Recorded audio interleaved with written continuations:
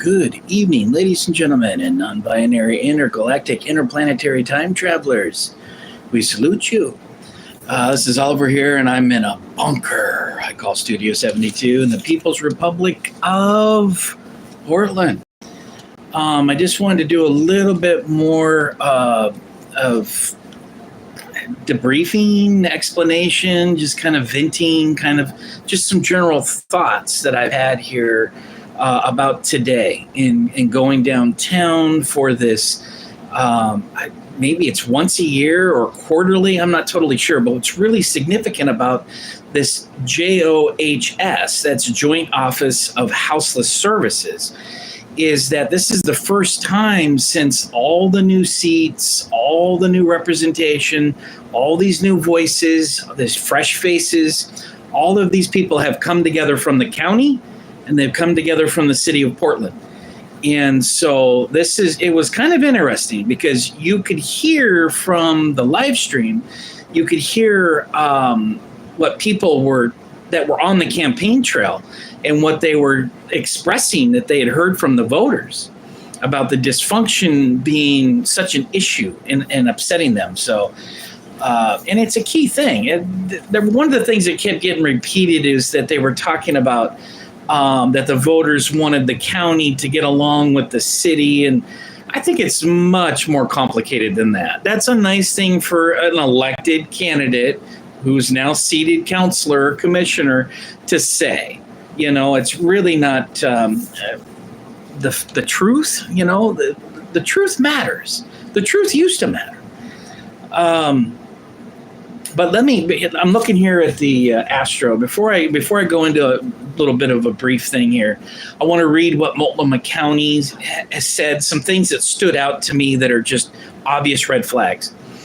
And then a little bit of briefing on the interaction, whatever I can remember exactly. I'm starting to fade, so it's been a long day, man. I've been out and about all day long since 10 in the morning, riding buses, and then I got the groceries in, so... But one of the things that I wanted to remember is that we got a new moon coming on. The new moon can be just as powerful or more so than the full moon.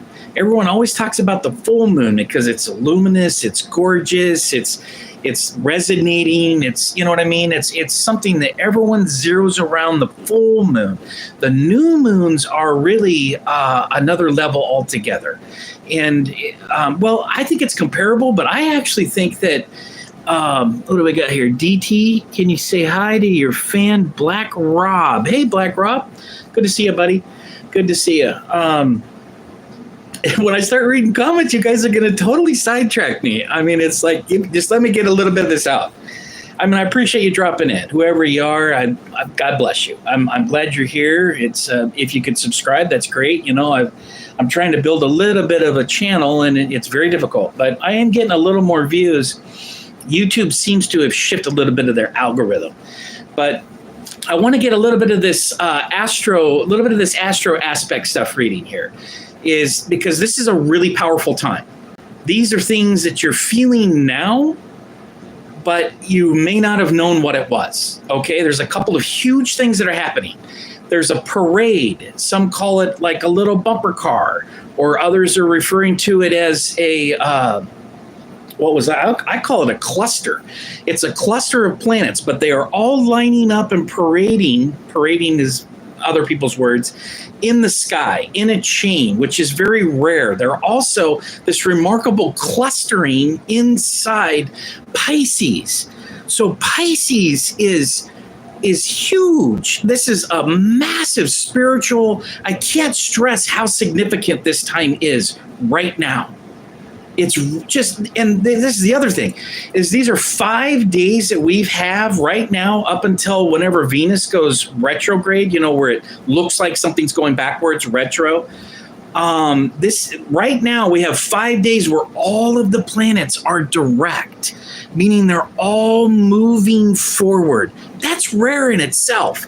Then to have Saturn and Neptune and the moon, the new, and the sun all coming in this Pisces cluster is even more remarkable and rare. So this is a really powerful time. I've been using the metaphor of like a wave, riding a wave. This is a tsunami time. It can destroy you. In fact, it could drown you. Surfers drown every year. Not to be dark, but it can take you out. We're dealing with super powerful energy here, but it's also uplifting spiritually, psychologically. All of those Carl Jung, fun, fluffy little spiritual synchronicities. And I love the word, I love it all. Synergistic, interplanetary, synergistic alignments. Oh my God, it's powerful. So, I mean, you can mock it. It is kind of funny. Hi, Kimberly. Hi, Insuki Lover. Hi, guys. You can mock it, but it's just to be noted. It's like a kind of like a historical time frame of something happening, like a chain of volcanoes or something going off. I mean, you know what I mean? It's like remarkable, or a big earthquake. It's a powerful time, and I harness it. If you're the surfer and you hit the wave, stay on your board, harness it. Okay. Again, I didn't want to go into a big long aspect. Tomorrow, it looks like in the evening, the moon is in a bad position with Jupiter, but the moon is conjunct the sun. Conjunct meaning the new moon is always in the same area by the sun. That's why it's dark, right? So it's opposite of the sun when it's full moon and it's lit up, right? We know this. So the new moon, it's dark, it's right there. So it's in friendly with the sun, which is, again, another powerful type of issue. So I think that was all I wanted to say on the astro.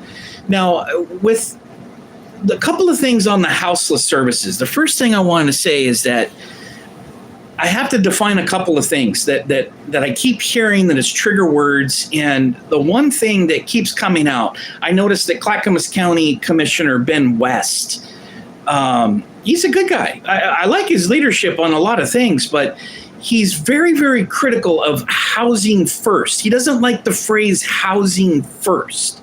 And so he's constantly ridiculing and slamming Multnomah County and all of its failures. That criticism is fair. I've got a lot of criticism for it. I'm not protecting the Multnomah County. What I'm defending against seated or representatives or commissioner like Ben West is that they're so vocal and verbal against housing first. And I think a part of that is because of the language, is that we use housing first to mean that, I don't know what these people think it means. Like it's something special. The way that housing first, housing happens whether it's in jail. Jail is housing. Jail is housing. A hospital is housing. Okay? Medical bed, that's housing. It's temporary housing or could be longer term depending on the situation. Shelters are not housing. Shelters are a temporary floor. And that was brought up today at the city council. That we're talking about thousands and thousands of dollars per homeless client, per houseless client, every month that's used for a mat on the floor of a church, is what I think he said. And that's spot on. We're not even talking, and then they kept using the word beds. So the word beds, these are not beds. There's no beds. We're talking about floors, okay? And so that there's also, we need to separate the housing between safe rest villages, which are like micro, small, tiny houses. It's not even really a tiny house. It's more of like a micro. I mean, it almost reminds me of like Snoopy riding on top of the doghouse. You know, they're almost that small, but you know what? That's privacy. And that's people that have been traumatized with outside energies and been on the street. There's going to be attempted robberies, attempted rapes, attempted sexual assault. That little Snoopy doghouse is their spot to secure. It's very significant.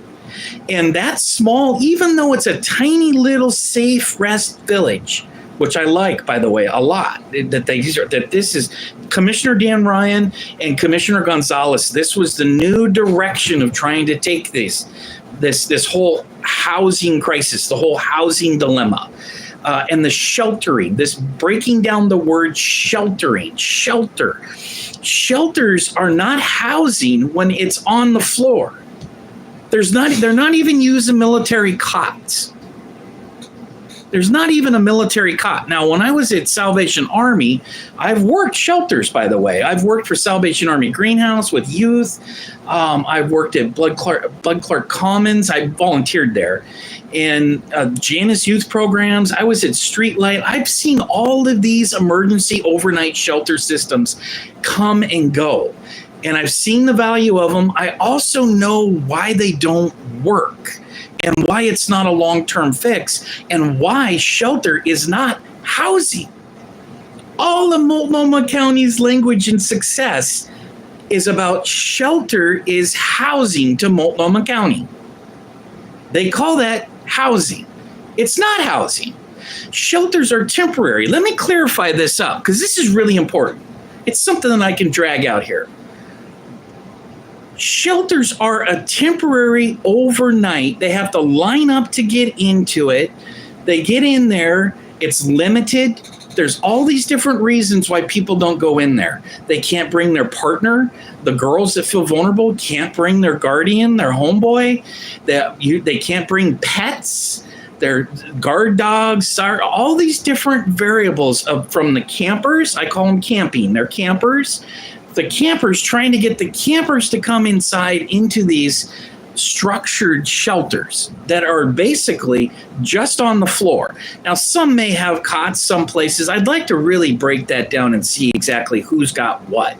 But I continue to see pictures of these shelters with mats that are 1 inch mats. Somebody like me that has got degenerative disc disease, I've got missing cartilage out of my knee and feet. I couldn't get up and down off of that floor, off of that mat in that shelter. I couldn't do it. Even a cot would be questionable. I mean, I could probably pull that off. What does that sound, kitty? It sounds like the neighbor's cats are freaking out in the hallway. That's not a bad. I can hear it. The cat's like, boing. So the shelters and the cots. This is really important to understand, because it kept coming up. Beds. The language that was referred today in the JOS briefing was talking about beds this and beds that. So this is 1,300 beds. I'm confused of your data. They're all questioning the Multnomah County data. And because it's lacking on purpose, because they haven't had success. And we don't need to hear that there's been 500 deaths, a record number of deaths that died on the street in Portland, Multnomah County, last year. And those are ones that I don't know how that number breaks down, because I'd like to see the medical examiners. How many of these had weird clots in their veins? How many of these peoples were boosted up and boosted because they kept getting a $100 gift card every time you got a booster? So all the houseless guys are all like, I heard several of them. Oh, we just keep going down and getting the boosters and boo, boo, boo, boo. We get these $100 gift cards. And I'm like, how many boosters have you guys had? One might be too many, boss. So, that whole dynamics of pain, that's what they did in 2021. They paid people to come get your experimental mRNA injections. They were not immunizations. They were not vaccines. They were a gene therapy, which is experimental, and they have lots of adverse side effects. The point is that how many of these deaths, all of the cumulative deaths, can we actually break down even more from a medical examiner's pinpoint? Do they have data? Is it being withheld? I suspect it's being withheld. Multnomah County has been hiding all of their data on houseless and deaths for years away from the public. Why? Why are they doing that? Because something's not good in there.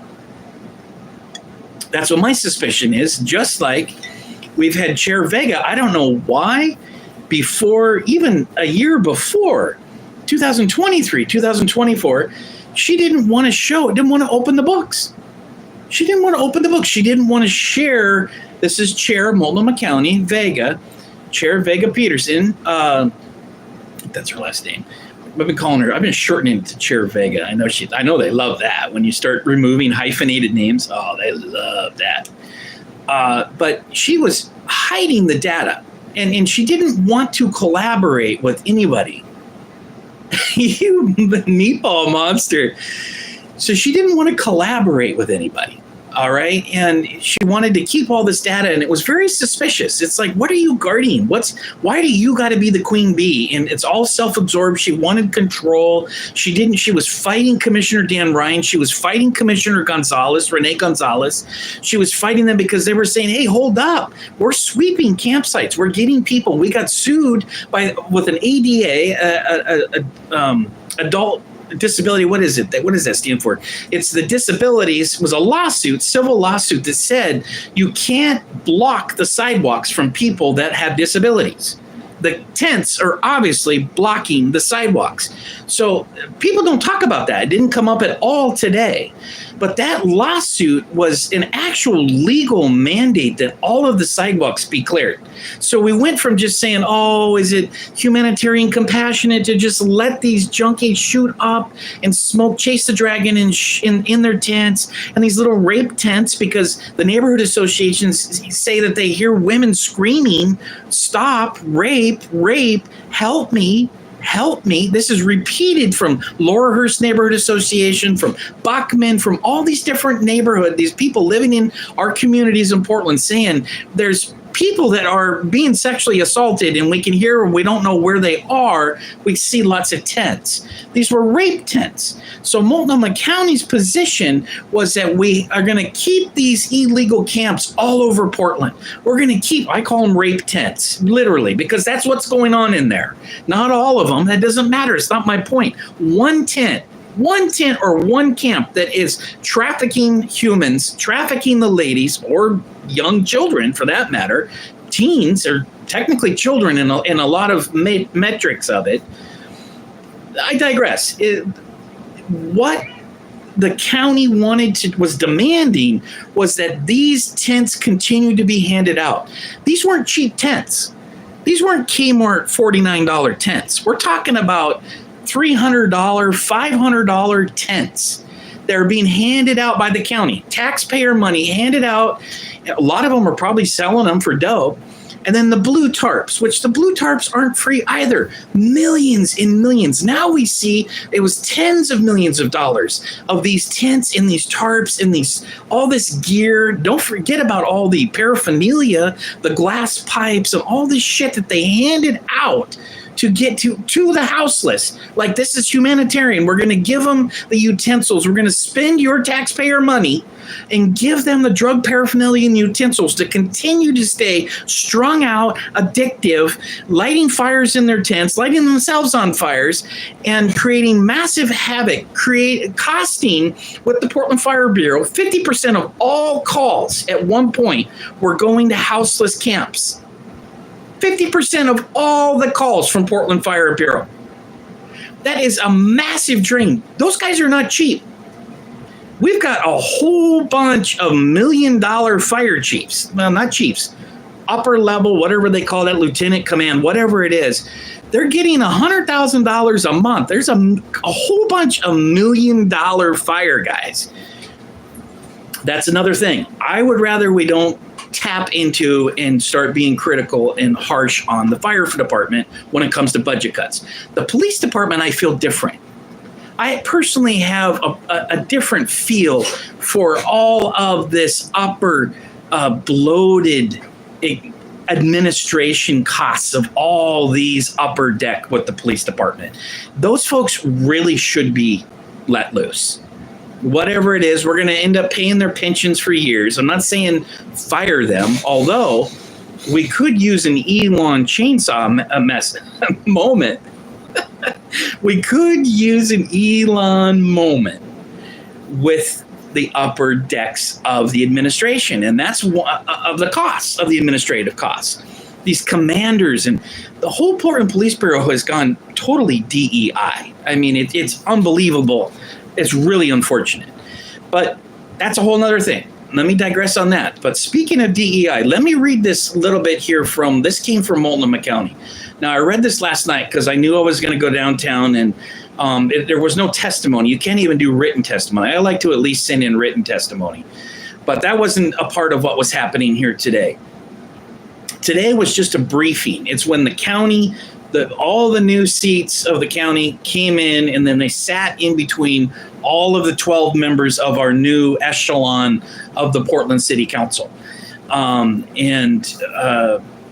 So I think even somebody, I can't remember who that was, there was a couple of really funny jokes. Somebody said something about czar, like good to see a czar. I almost felt like that was kind of an underhanded kind of insult, not an attack, but an insult to Chair Vega, because she really has deemed herself the queen, the czar. So I don't know if he meant that. I'm not trying to get anybody in trouble if they didn't mean that, but I thought it was really funny. There was laughter in the chambers. There was a couple of things like that. Novik said something about, everybody likes to blame someone. Everyone likes to have one target, somebody to blame. And he goes, I like that. I still blame Sam Adams. Sam Adams is my number one person. The whole chambers just was hysterical. I mean, just the irony of that whole thing, the fact that, and then who Sam lost to was sitting there.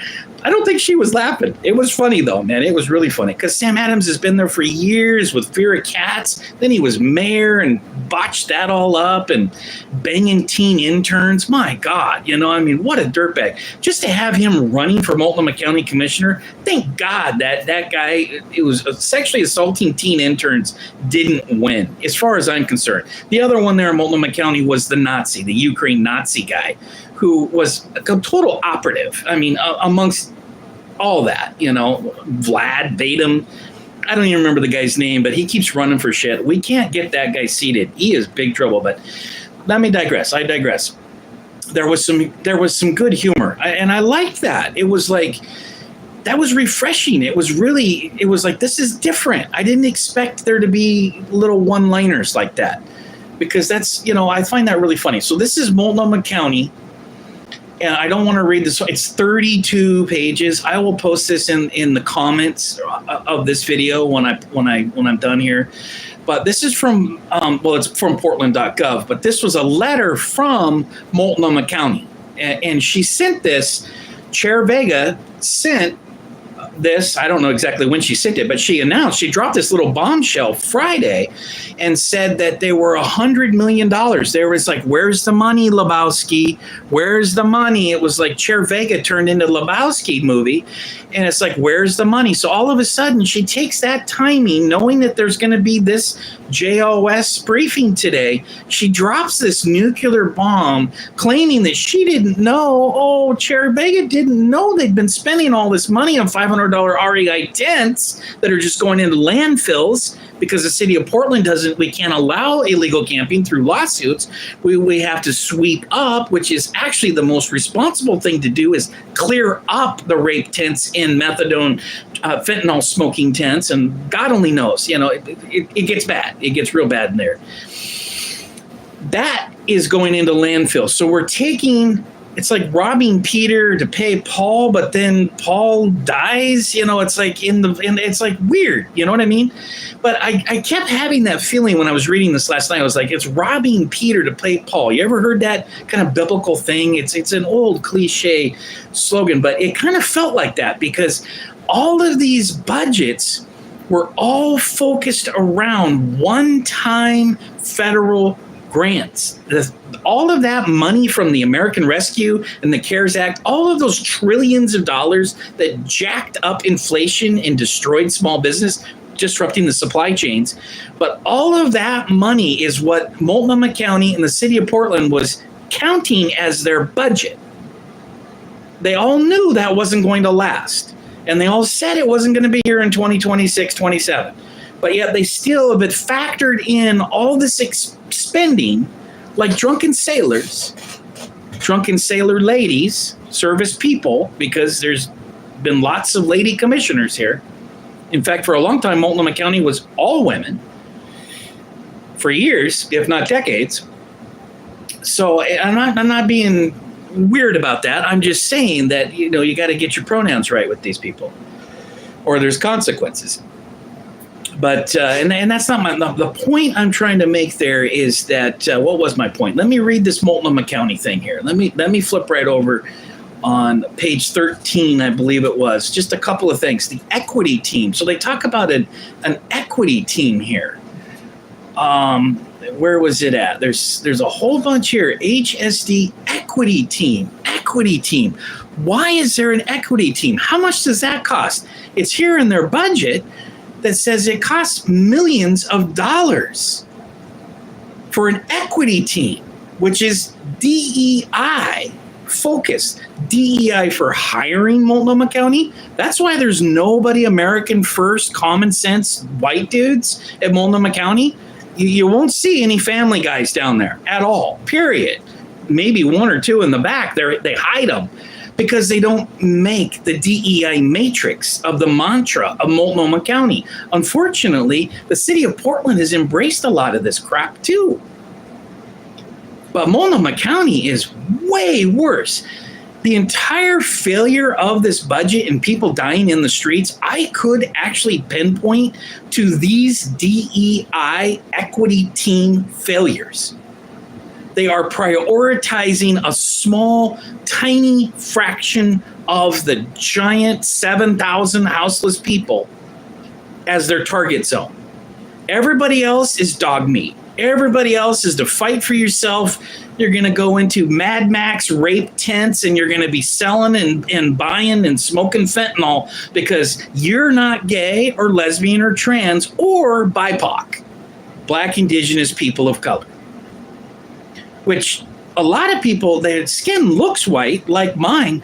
I have a lot of indigenous blood, lots of Native American, but it all gets, it's like you're just superficial. The one thing that struck me on that point is that the DEI with this application, they're actually admitting and confessing to their discrimination.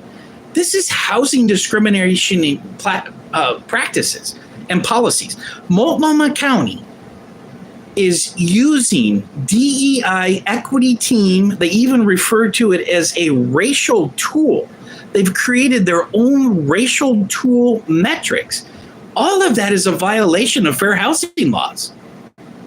You cannot discriminate for or against someone because of their gender, sexual orientation, who they want to bang, what color their skin is. But yet, Multnomah County has been doing this for years and applauded. Yay, DEI and discrimination, racial profiling.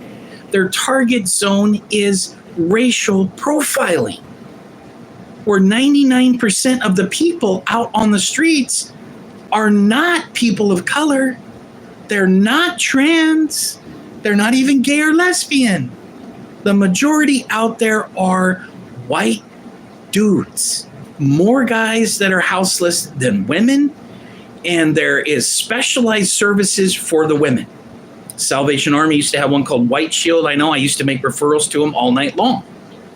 I think it was called White Shield. It's been years. I haven't been down there for 20 years. But I was down there for years. But my point is that there is focus to help the women. There isn't any focus to specifically help the white dudes or even veteran students. Although there is some veteran services, it's very limited. And then they use this broader umbrella of disabilities and equity. And so, that dawned on me last night. It's like, this could actually use, unfortunately, it might take a class action lawsuit to change these housing discriminatory policies from Multnomah County. And it appears the city of Portland has embraced. And there was a little bit of percolating of that came up, which Counselor Loretta Smith, who I used to joke, Hurricane Loretta, get ready for Hurricane Loretta. She tried to get into City Hall earlier, and She didn't make it. She's in there now. But I'll tell you, I was impressed. I just say that because you just don't mess with the rep. I think there was a big bad blood with Chair Deb Kafore, which I have major issues with the Kafore crime family. Anybody that knows me or has ever read or heard me on some diatribe, hostile, angry diatribe video, Deb Kafore is horrible. And they're still in power doing backhanded shit. Don't get me started with that. That'll totally sidetrack me.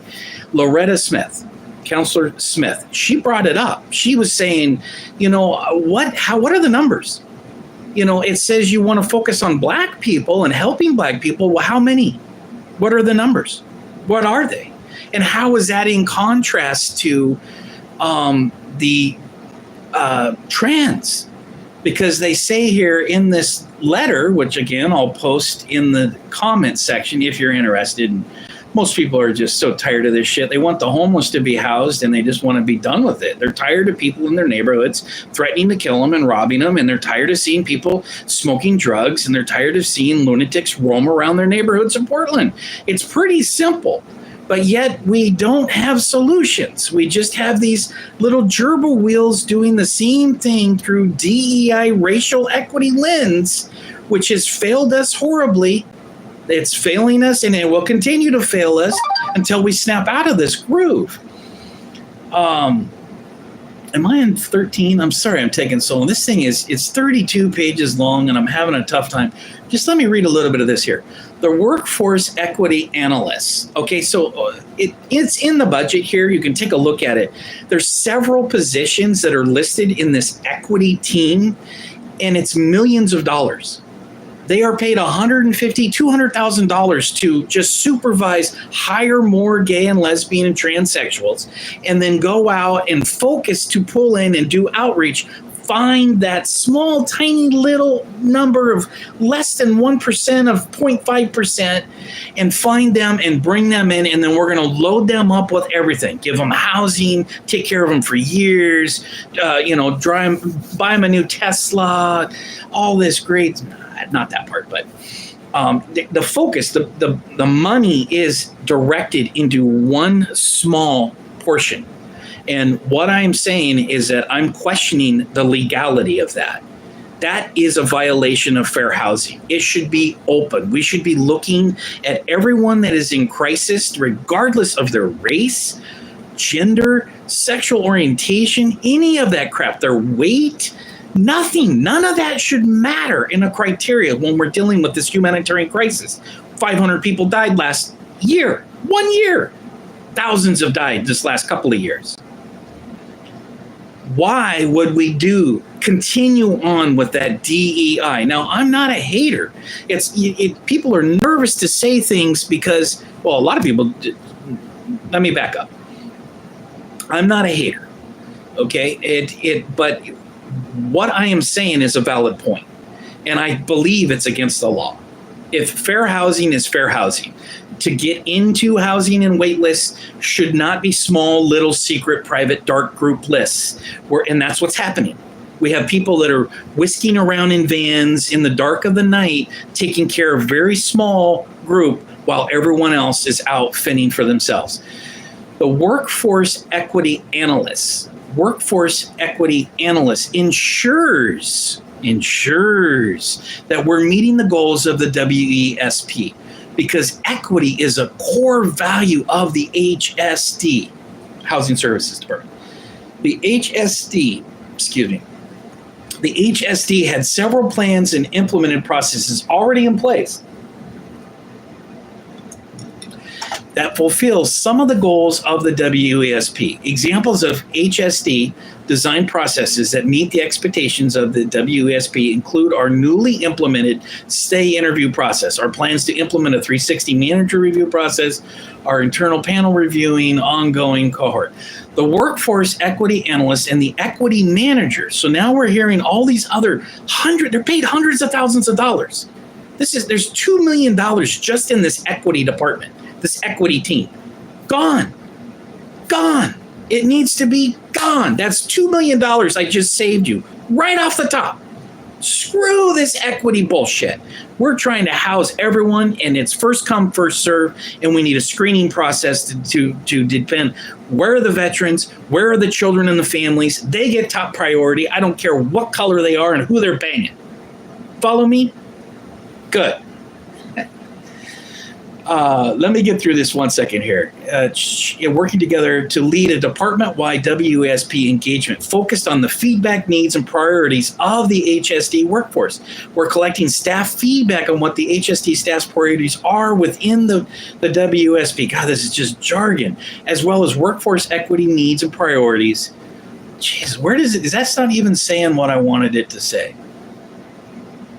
What they're basically saying here somewhere, and you can look for it with your own eyes, is that they are prioritizing these DEI focuses of these equity lenses. It's top priority. That's it. Nothing else matters. The HSD used a racial equity lens tool. They've got it abbreviated RELT, racial equity lens tool. This is what they created a couple years ago with all this little small pocket of DEI sucking off the golden sow of Multnomah County, the tits of the golden sow, Multnomah County. Here they are in their little chamber, little star chamber. You know, they hate Trump, hate Orange Man, hate men, hate capitalism. These are Marxist little trans Tifa art anarchos, and they're paid big money to continue to walk this DEI equity lens line. Follow me? Good. This racial equity lens tool needs to be tossed out. It's discriminatory. It's basically focusing solely on race. That's against the law on housing. Whether you're advocating or you're discriminating, you cannot judge on race or sexual orientation. Those are violations of not only federal law, state law. And this is, I think, how we can change this Multnomah County metrics. I don't know how else it's going to change, because they're all coming in saying everything's fine. I heard all they said today, everybody from Multnomah County today was proud of what they've done. 500 dead people in the streets didn't mean shit to not one of those bureaucrats. Not one from Multnomah County. They were all smoke and mirrors and screens today.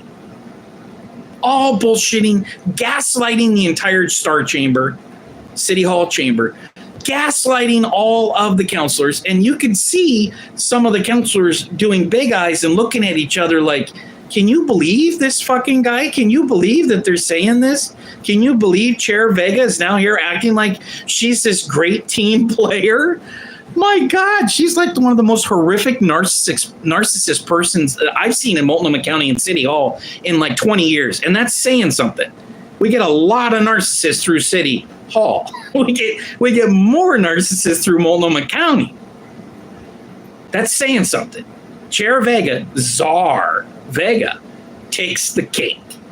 And she wants to come in and act like she hasn't acted like a monster for years. She wants to come in and act like she's been transparent with open books for years. No, she's ran Multnomah County like a mafia boss. Closed books with a separate set of books to cook the books to avoid taxes. That's what Czar Vega has done.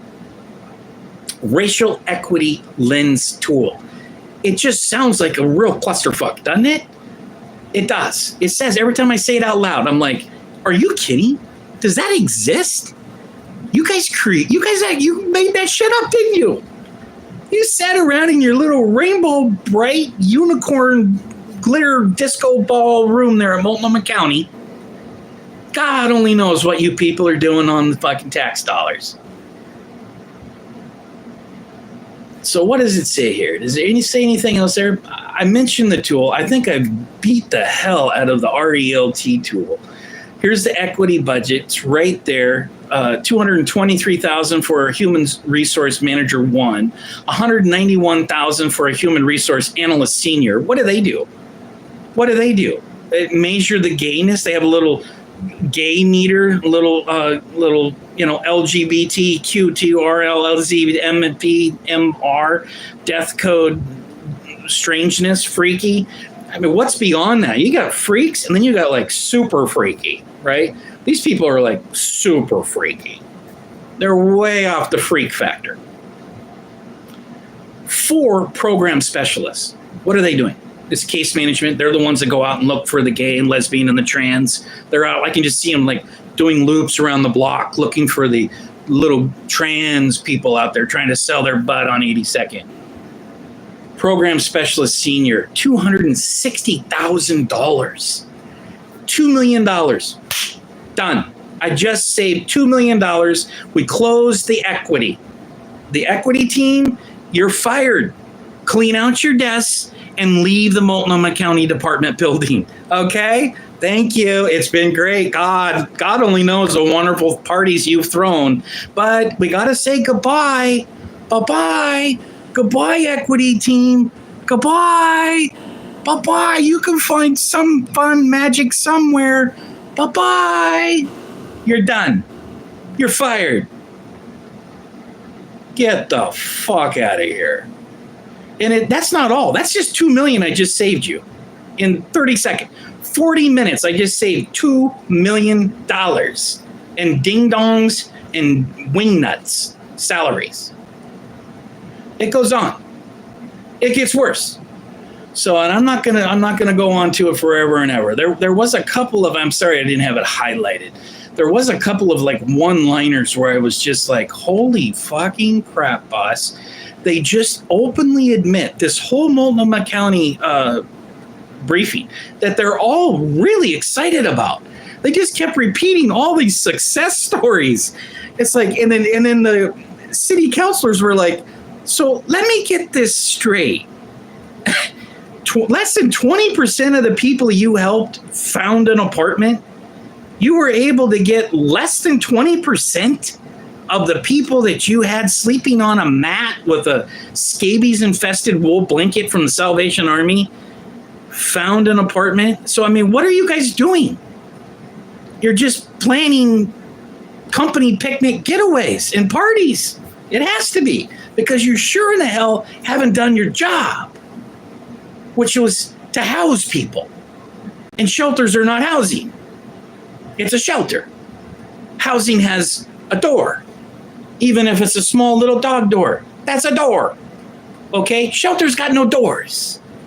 Shelters, you got all these unknown unknowns wandering around. Some of them are slobbering. Some of them are drooling. They're all farting. They're all sneezing. So you have a super spreader event where we have massive viral flu loads going right now. Not to be hysterical about it, but we are actually in higher viral loads now than we were in 2020 when they did this huge shutdown of the economy. We have more cases now, 4 years, 5 years, approaching 5 years after this great SARS-2 COVID. So why is that? That's a whole nother video. And I've got some new information on that I need to break down and do another video at some point. But I digress. You go through, take a look at this 32 pages. Like I said, I will post it in the comments. It goes through the whole budget, or most of the budget. So Chair Vega, she drops this bomb Friday. Multnomah County, Czar Vega. Chair Vega, Czar Vega. She says, we were short $100 million. So the way that it was presented was, oh, so you've looted the money. You mean you guys have stole the $100 million and you're trying to say that it was short, or something like this. It was very, very strange how it was spun and interpreted, whether it was the press and other people commenting on it, or all in all, it's like, what? You've just spent hundreds of millions of dollars and it's been worse for 5 years in a row? We're breaking records of dead people, 500 in the streets in 1 year? No. What she really meant was, or what she intended to do, was to gaslight. Chair Vega's manipulating the public perception. She's manipulating the media. She said it at City Hall. She said, well, my intentions was to just start a conversation. So I just started a conversation saying we're cutting housing, we're closing shelters. That's because that's what they say that they're doing.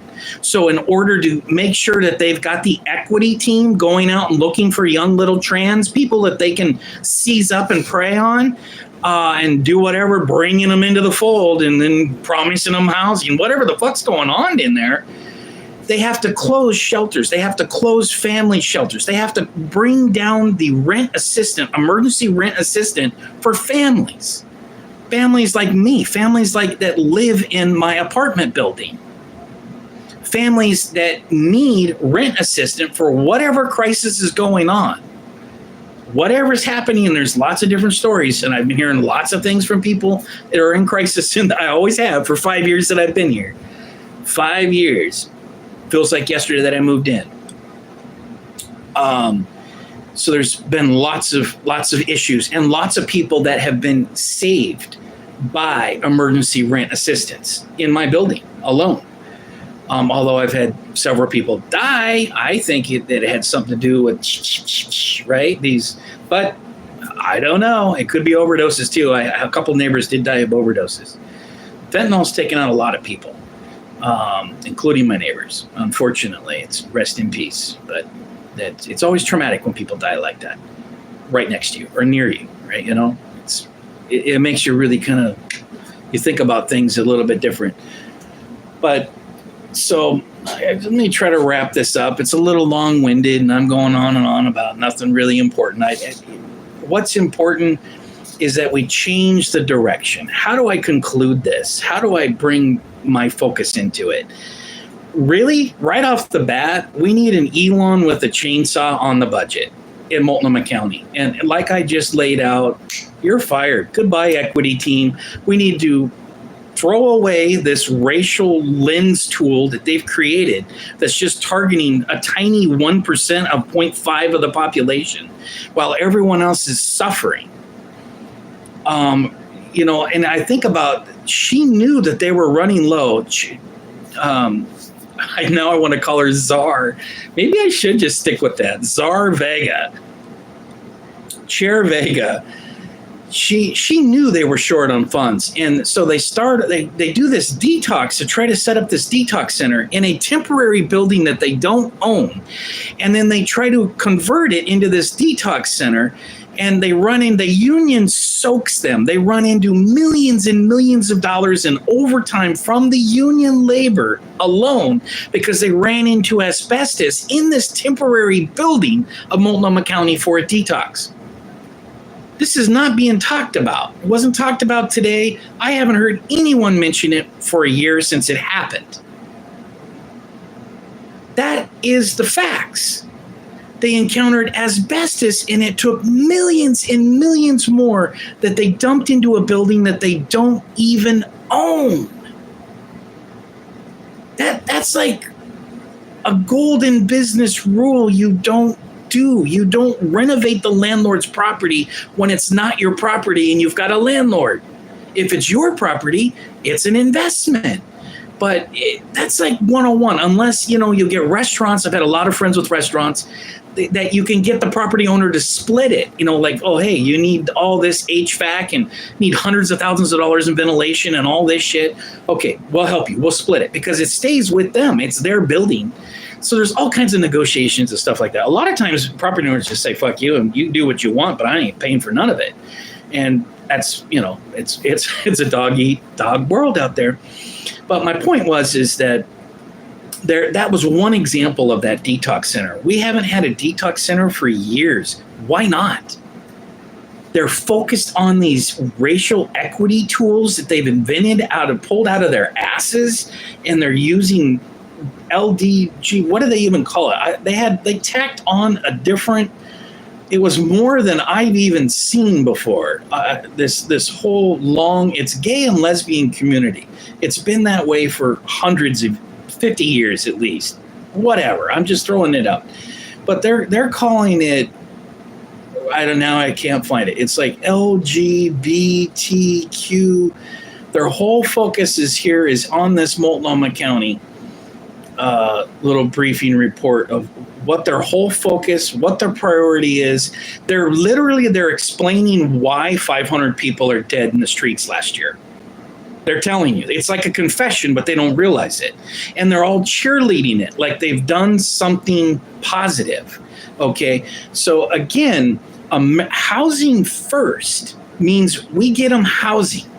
That means state hospital beds. That means we need Medicaid to help pay, which came up today at the meeting. Medicaid to help people with disabilities that need housing, like in between, like like a state hospital, but not a state hospital. What do they call that? Assisted living or some sort of there's like senior care, something like this. And there needs to be screening for all that. So I lost my stream of thought there. It's housing first. This is where I take issue with, like I started with Commissioner Ben West from Clackamas County, who just loves to just punch and punch and punch, even though they don't have a detox center, even though they don't have inpatient rehabilitation down there, even though they're dealing with 400 houseless people. We have tens of thousands in Portland. But he always compares his budget and how they've balanced it to Portland and Multnomah County, when Multnomah County we're taking care of Clackamas County people. They go in, he had been posted, he goes, yeah, we sweep out the RVs. Where does Commissioner West think that the RVs that he swept out of Clackamas County, where does he think that they go? Really? I mean, I think the guy's like a medical professional or something, isn't he? I think he's a nurse or something. He doesn't understand that when you sweep the RVs, they come north to Multnomah County, and I got to deal with them at my park, which they had circled the park for a couple of years on and off, where the children play, Mount Scott, where it's a family rec center. Got all these guys, drugs coming and going, looked like a couple of little gals, didn't look good. Selling, looked like they looked like sex workers. They looked like mobile sex worker units. I understand Commissioner West and his colleagues, they want to run those people out. They don't want that shit in Clackamas County. Understand that we're taking care of Clackamas County's unwanted. Okay? We're feeding them. We're housing them in our shelters. We don't say, oh, you're from Clackamas County? Well, you need to go pitch a tent out at Ben West's house. He's got property out in the country, because we don't help Clackamas County people. That doesn't happen. Said nobody ever. It doesn't happen like that. Multnomah County, City of Portland included, takes care of the Clackamas County folks. They get on the light rail, and you ride the green line or the blue line or the red line. You can come out of Clackamas County. Well, the green line is what's doing this. And then, or you can go back in, or you can take that max line all the way up into Washington County, up through the zoo tunnel and through the mountain. You can do that. And then you can come back, and they wheel and deal are on the max lines doing all kinds of transactions. I've ran into it countless times, especially during 2021, 22 in the COVID. There was no police anywhere. Everyone was cut loose and collecting unemployment checks and all this other crazy shit that was going on, which is artists we never saw.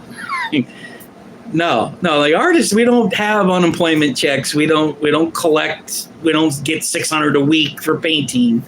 No, that never happened to the artists. We had to do it on our own. But the rest of you were collecting and cashing some pretty big checks, and that must have been sweet. But I want to summarize here and just wrap it up, because I'm approaching an hour. I would recommend that Chair Vega, Czar Vega, resign. We need a resignation. She'll never do it. And they're talking about you need 75,000 signatures. They're talking about trying to recall her ass. That's how much they hate her. They don't trust her. I don't trust her. Her whole stunt of saying we're 100 million and we're not going to help houseless people, we're closing shelters, we're going to cut emergency family assistance, that's all on the chopping block. She dropped that last week to get a reaction, to manipulate and to gaslight. And then she's tacked on a request. She wants 60 million from the state She's asking 30 or 40 million in additional from the city of Portland. She said today something crazy. I have to listen to that again. She said something about the city of Portland was borrowing money from them. And that kind of what got me thinking again about that robbing Peter to pay Paul. You know, that whole where Multnomah County's claiming that the city officials robbed their Peter to pay Paul's shelters in the city of Portland. Something like this was how she was painting it. Those weren't her words. Those were my words. But it felt like that. That's what she was saying in essence. And I take issue with that. I take issue with that because that's not what happened. And she had closed all the books down, turned into a tyrant, and was demanding that we continue with camps, illegal camping. They continue to flood the market with paraphernalia and drugs and all this crazy shit. I know I'm repeating myself on that, but that's the facts and the history of what happened. History is really important here. Commissioner Renee Gonzalez should be the mayor. We need somebody with balls. We don't need somebody that's invested in the shelter industry and keeps talking about that's all this mayor's doing. Wilson just keeps saying shelter, shelter, shelters. I need hundreds of millions of dollars for more shelters and everyone gets an overnight shelter. Well, overnight shelter means everyone in there is ran out in the morning for cleaning every day. So we didn't solve anything. There's not less visibility that's to scare the tourists, scare the kids. They're going to be right there. It's not like you can have them out of sight, out of mind in a little concubine or some small room inside a shelter, a larger room of a shelter, and have them out of sight, sleeping it off or recouping or working on their hygiene. Whatever the dynamics is, that's not happening. And Commissioner Renee Gonzalez was trying to prevent this budget shortfall. Exactly what Multnomah County has now is what Renee Gonzalez was saying, this is stupid, foolish, and we're going to change it. And he was right. And he wasn't alone. It was Commissioner Dan Ryan that teamed up with him. This is the old city council before the change and the workover. But they battled and they went to battle and it was a public battle and the people were with Renee Gonzalez in that perception of we need to change this. Unfortunately, Renee Gonzalez was not a brand new face. And that's what I believe is why this Keith Wilson guy did pretty good on the debate. That helps if you have a good debate, which Wilson did. He looked like a change agent. He sounded like he was going to be different. He sounded like he wasn't a Democrat shill and a blue and non hustler, and he is. It turns out he's going along with the party line, and there's no resistance. There's no common sense, nothing. He wants to expand shelters. Well, that's because that's where his business was. Oh, fuck. He's in the business of it. So, my God, shelters are not housing. We're spending hundreds of millions of dollars. This budget, $400 million. That's a lot of zeros. 4, 0, 0, bop, bop, bop, bop, 6 more.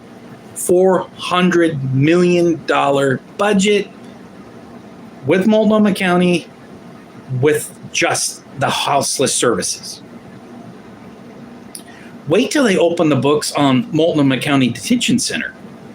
Where's the sheriffs? Where's all those overpaid? Once that hits, it'll be a whole nother game. And I think that layer is coming. We're now seeing $100 million deficit for houseless services.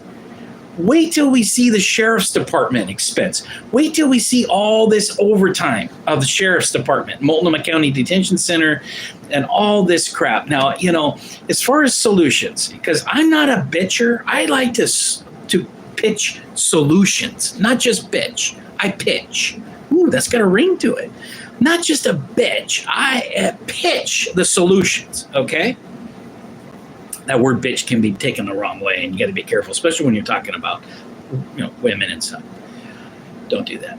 But what I'm talking about is bitching as in, and it's like Commissioner West. I mean, bless his heart. He's got a good heart, but he's got this animosity against housing people.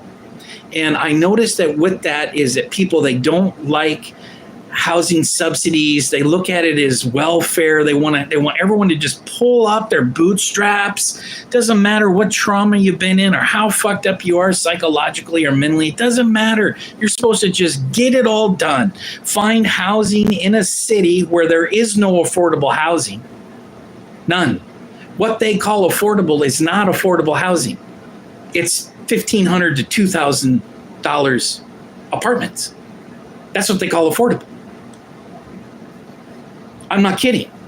And so they say, well, the market value of this 2-bedroom is going to be $2,000, so we're going to say it's $1,400 and call that affordable. And it's like people that are 7,000 people underneath blue tarps and living in tents, haven't been working, not doing well, strung out. More than likely, a good chunk of them are strung out. All of them have got mental health trauma. If you didn't have mental health trauma going into the streets, you've got it coming out of the streets. I'm telling you right now, I know firsthand working these shelters. I see the trauma. I've seen the young people come in, ran out of the houses in the suburbs. They're out in the streets. They're doing sex for money, selling their body.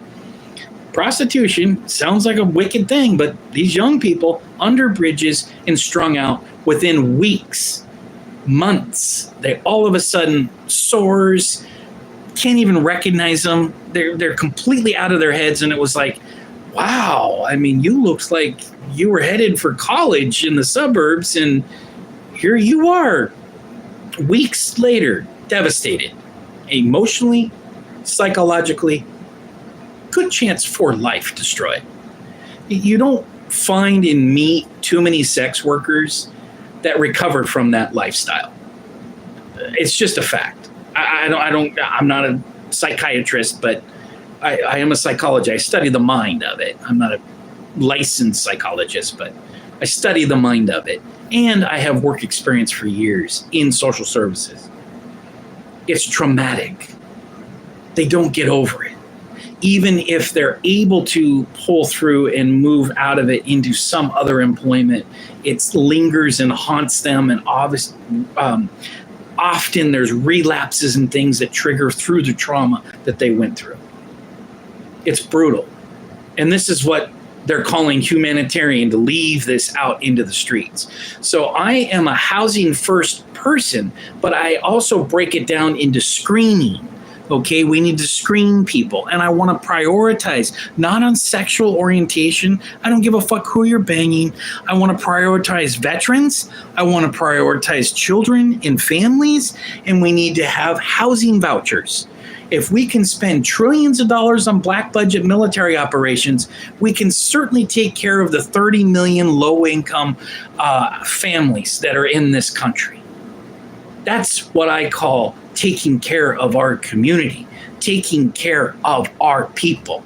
That comes with housing. Housing first. Again, to recap, jail is housing.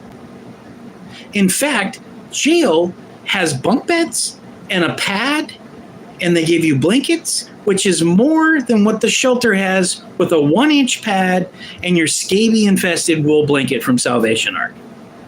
I love Salvation Army. Don't get me wrong. I'm not trying to smack talk them, but those wool blankets are, Jesus, God, oh mercy. I mean, I had to put on latex gloves to even handle that. I mean, it's smart to put on latex gloves no matter what, but to even pick up that bedding and stuff that I had to do, that you do in social service work, you know, it's brutal. And even then I had issues with scabies a couple of times. You get little red dots. You don't even see them. You have to put an ointment on them. I mean, I was just exposed to so much crap. Filthy experience. And then people wonder, why don't people want to go into the shelters? Well, because they've got partners, they've got pets, they've got a drinking addiction, or maybe a worse drug. Alcohol destroys lives too, but fentanyl will take you down in weeks. Alcohol, you could actually pull it off for a couple of years, maybe even a decade or two. It's almost like the old school heroin addicts. Some of those guys would be heroin addicts for 15, 20 years. It's like, man, how did you manage to stay alive? With fentanyl, that doesn't happen. Fentanyl, it's lights out. It looks like suicide to me. People that are doing that, they know that they're near death and they're voting for death. They've given up. That's my take on it. It's not something where you take to recreationally go to a rave party and dance or be social. No, you look at these people and they're doing fenty yoga where they bend over and it's like,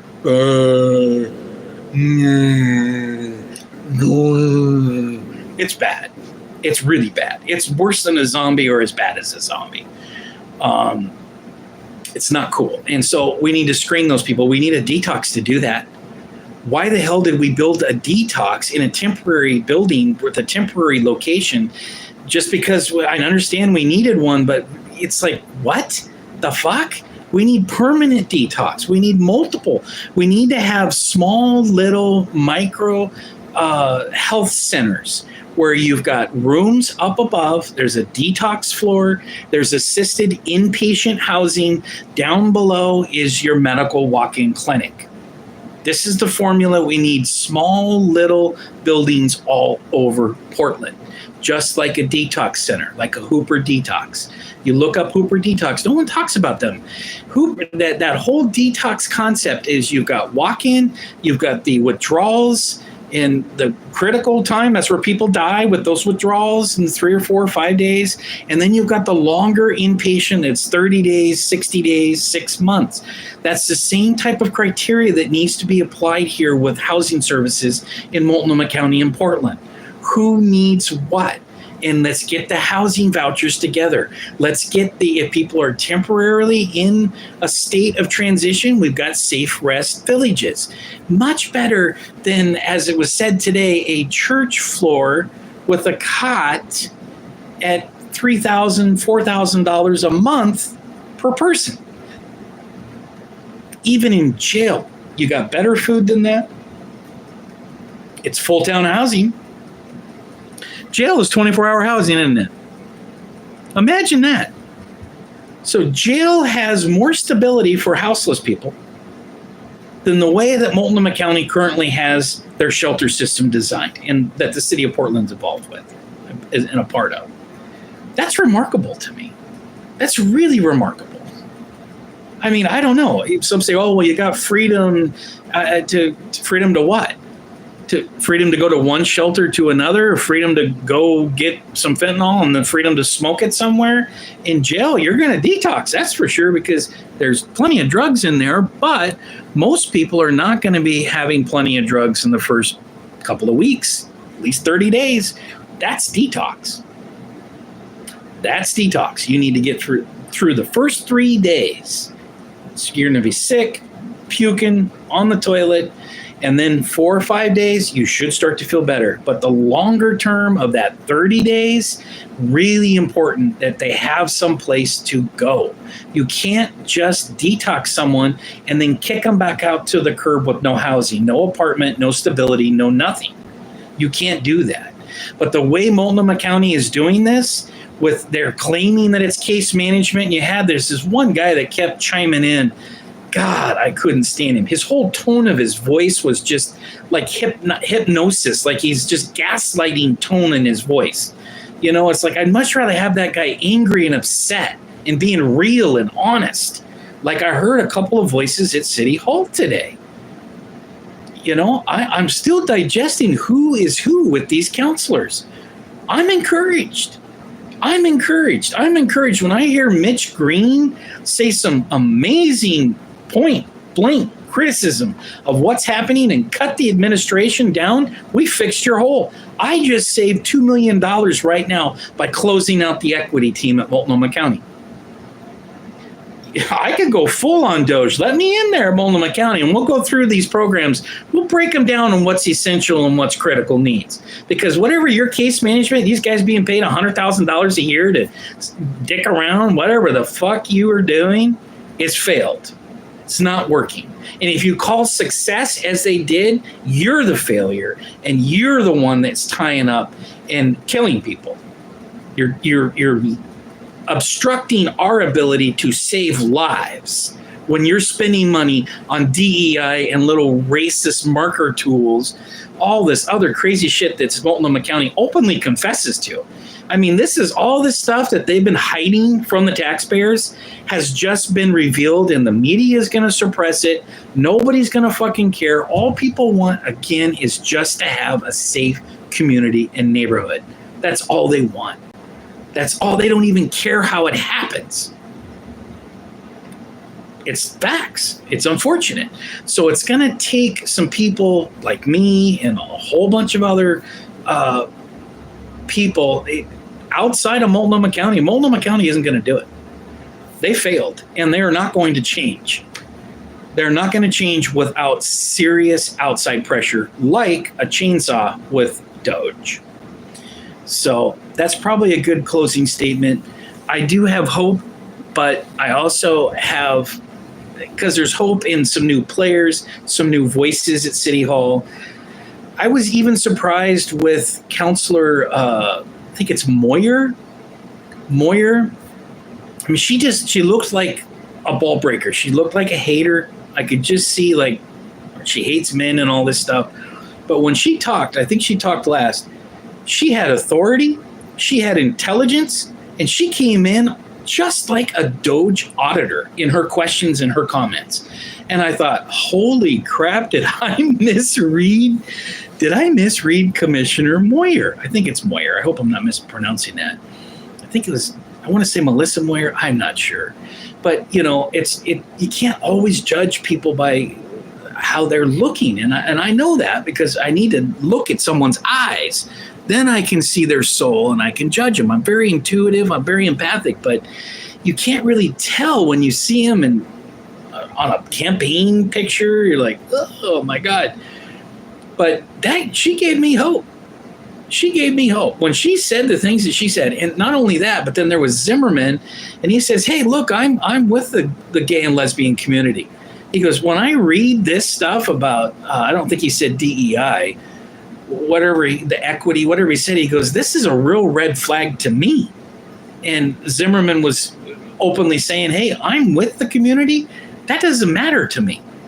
What matters is we get this threshold up where we start saving lives and getting people into transitionary housing. It's going to take a major shakeup at Multnomah County. Vega's got to go. I actually am. I said this. I left a voicemail down on Governor Tina's staffer's phone, and I was nice. I was talking real fast because I know you only got a couple of minutes. But I said, you know, this, if you're, instead of shoveling $50 million here and $30 million there, this could be your opportunity to step up and take leadership and actually put houseless services under state funding, which it needs to come. The housing vouchers need to come through the feds anyways, so that federal money into the state and have that funding and disperse. Now, I know that's the opposite of decentralization, and people are like, what the fuck are you saying, dude? You want to give Tina more power? It's not about giving Tina power. It's about having an outsider third party come and say, look, 50% of all the homeless people in the entire state, 4 million in Oregon, 50% of them are in Multnomah County. I think it's 40-something. 40-something, 50% is Multnomah County. All of them, right here. So if the city can't work it out with the county, and clearly, how do you work it out with racial equity tools? They're not going to change that unless they're fired. Or that is, and obviously Tina isn't going to change that. Or maybe she will, I don't know, but she likes the DEI. You see all this stuff that she's doing. She likes this DEI, equity, gay and lesbian, all this LGBTC, 2A, double R, Q, star, freaky. You got freaky, and then the upper deck freaky, really freaky people. What the fuck? Who cares? Break out of the narcissism. We don't give a fuck who you're banging. We don't care. As long as it's not children. Long as it's consenting adults. And I don't personally want to see you marching around, but you got rights to march. Just stop with it. It's narcissistic to say me, me, me. my sexual group, my sexual flag. Yay, I got my colors and you got my flag. And let's go back to the American flag. Let's go back to the collective we. Or the Oregon flag. I know a lot of you don't like the American flag. I love the American flag. I should start wearing my handkerchief. I got a handkerchief American flag. How about just the state of Oregon flag, which I think needs to be redone, but God, in this environment right now, I'm not going to argue about colors and changing the flag, right? But it's such a lame Oregon flag. The point is let's work together as Oregonians, as the Oregon flag, not pink and blue flags and rainbow flags and black blue circle rings and Dungeons and Dragons dice where it's like, what in the holy fuck? You understand that a majority of the country, but the majority of Oregon thinks you guys are nuts. The sexual identity shit is insane. It's off the hook. There's gay and lesbian community. That's it. You want to switch up and bang women and men, then that's all on you. There's gay, lesbian community. That's it. We don't have any of this other shit, twos and this and I's and oh my God, it's like, what the hell? And whatever the hell you're into, it's your business. All right? I'm a civil libertarian. It's you're jamming it down our throats, putting it in the classrooms, and Democrats are still in denial. Democrats are still in denial. They don't understand what they've done wrong. And Oregonians, especially Portlanders, it's like they want to be there. They've been brainwashed into believing that this rainbow flag is all inclusive and all this, and it doesn't target children, and it's not about cutting the nuts off with chemical castrations and physical castrations of our youth. Whoa, that's not okay. Whether it's parent consent or not, it's not okay. Not with the youth. Now, what you do at 18, 21, that's a totally different thing. And that's a totally different argument in my book about Medicaid funding and funding of this stuff. I don't think we should be doing it, but it's a different argument. My argument is stop with targeting of the youth and stop with this DEI equity lens. It doesn't work for anything. It doesn't work for the voters. It doesn't work for anybody. But it is specifically is detrimental and lethal to houseless services here in Multnomah County and Portland. It literally, these equity and DEI programs and policies are literally responsible for killing thousands of people on the streets of Portland since the pandemic. It is what it is. If that is what all you're going to focus on and help is this small little BIPOC trans community, no, that's what failed us. That's got to go. But let me revert back as I'm closing comments here about it could possibly be a benefit. It sounds strange to me to say out loud, but it could actually be a benefit if the governor's office took the housing all in. I don't even know how you would even be done. I'm not sure how it would be done. There was some talk about making Multnomah County join the city of Portland. So it's like, well, what are you talking about? There's Metro. We got 3 counties. I'm a county guy. I like county identities. But at the same time, with this housing dynamic, we need a third party that's outside that has the power to fund. More than likely, Czar Vega is going to get her $50 million from Tina. She's already implied that she'll do it. She'll resolve it. They've got the money, and she wants to help. Tina's not the person to go against all this DEI, equity lens, racial tools, and all this shit. No way. But there may be a chance of getting a housing voucher, which is housing first. This is why I'm so strong and rebuking these people that are shitting all over the housing first mantra and policy and lens. Yes, it's housing. Whether it's the morgue, a jail, a hospital, they're all housing the bodies. They're all housing the people. Shelter is not housing, and that's where our focus has been for decades, and that's where we're spending hundreds of millions of dollars, and even worse, instead of Renee Gonzalez that says F your shelters, we have Keith Wilson, who's in the business of shelters. His friends are in shelters, and he's advocating for shelters for everyone, mandated, try to get them in, which isn't going to happen. It's going to be a big, and now who knows, with this budget that's in such bad shape, I think we have a chance to actually redirect him into saying, let's do a different system, let's screen, and let's do housing vouchers, year-round funding into units, and let's build. We might have to do some changes on some of these constructions. I'd have to see what Metro does. One of the Metro's doing wonderful things, but because they're actually successfully building. They're building housing, and they need more applause for that. They need to be respected for it. They're not solving the houseless issue because less than 10% of the units are actually subsidized. The rest of what they're calling affordable housing with Metro is not affordable. I know I repeat myself, but it's important to repeat the facts. That's why we're in this situation.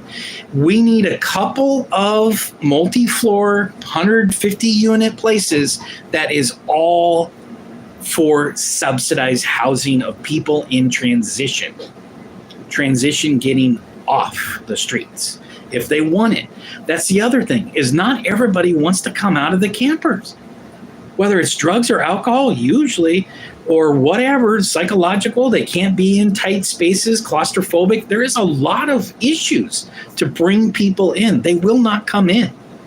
So we have to set them up in some sort of quasi-outdoor safe rest village, something like this. I actually even see teepees. Why, instead of building these little dog houses, why don't we start setting up teepees?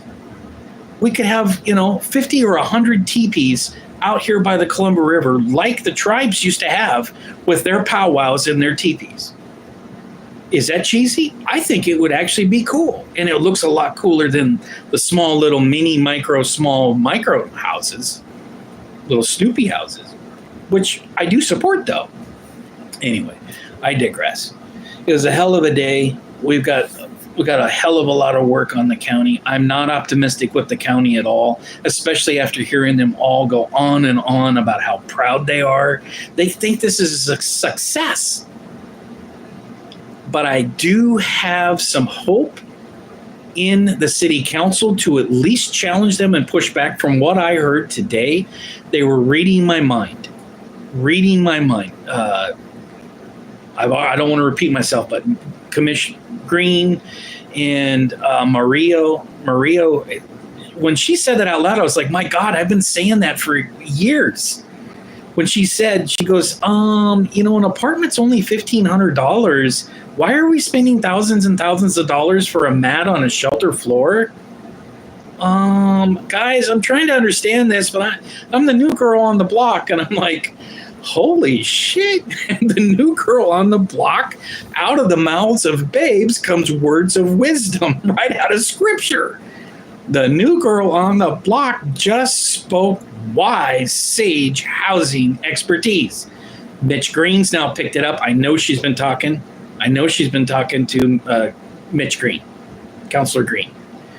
And I sent out an email to all of them a few weeks ago saying, Maria, listen to her. What she said was spot on. She is exactly right. Let's build on this. And they are examining. The discussion has started. That was the other thing that Czar Vega said, Multnomah County Chair Vega said, is she was talking about, that, our budget isn't even due until like April, and then it's like June, I think, for the city. So it's like, this is months from now. And she's going into this like, I'm just opening up conversation. We're all on one team. This is so great. We're all get to be here today. This was her attitude. It was like, It's like she's either schizophrenic, borderline personality disorder. I mean, there is something seriously wrong with that woman. And I don't mean to be, but I am saying it. It's just, she's not right. Not only that, she needs to be rebuked. We're not hugging you anymore. We're not even listening to you anymore. In fact, the voters in the community is done with you, Czar Vega. Resign. Get out of here. We need to start over and start fresh. All right? I'm repeating myself. I'm checking out. I need a nap. God bless. Remember, we have a positive astro alignment that's very, very rare. In Pisces, the planets are parading in a line, very rare. Look it up, do a Google search. And then this Pisces cluster, very rare. 5 planets all moving forward. Or no, I'm sorry. All planets for 5 days. I got that wrong. All the planets are all going direct, moving forward for 5 days. I think Venus, I'd have to look it up here. Venus in Aries, man, that's brutal on relationships and marriages. That is really, Venus in Aries is the sign for dissolution of marriage. And I'm not just trying to be a Debbie Downer. I'm just telling you, it's when you got me first coming out of Venus, the goddess of love, dude. So, and not good. So what is it now here? It's not right in front of me. I'm sorry. Retrograde. Oh, it's on the 1st. So she goes retro on Saturday. So yeah, so we got, that's what it is. It's the 1st. So retro. Again, remember, retro is, it appears like it's going backwards, but it's not. Planets don't go backwards. Do I have to tell you that? Are you smoking too much of the boom booms? Because I shouldn't have to tell you that. The planets don't go backwards, but